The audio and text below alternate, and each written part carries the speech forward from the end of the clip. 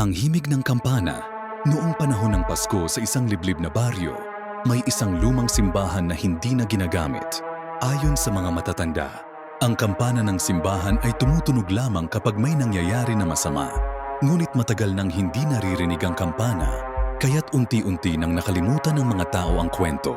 Isang gabi bago ang Pasko, si Ana at ang kanyang mga kaibigan ay nagkayayaan na maglaro ng taguan. Ang napili nilang lugar ay ang paligid ng lumang simbahan. Habang nagtatago si Ana sa likod ng altar, napansin niya ang isang lumang aklat na puno ng alikabok. Binuksan niya ito at nakita ang isang dasal na hindi niya maintindihan. Sa kanyang pagkausisa, binasa niya ito ng malakas. Biglang bumigat ang paligid. Nagkaroon ng malamig na simoy ng hangin kahit sarado ang mga bintana ng simbahan. Sa gitna ng katahimikan, narinig niya ang unti-unting pag-ugong ng kampana. Ang kanyang mga kaibigan na nasa labas ay napalingon at napatingin sa simbahan. Nagtataka kung sino ang tumutunog ng kampana.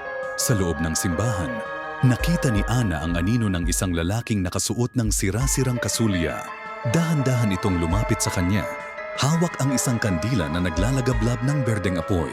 Nang malapit na ito sa kanya, naramdaman niya ang malamig na hininga nito sa kanyang batok at narinig ang mabagal nitong bulong. Damang tumutunog sa kampana ay binabayaran ng kaluluwa.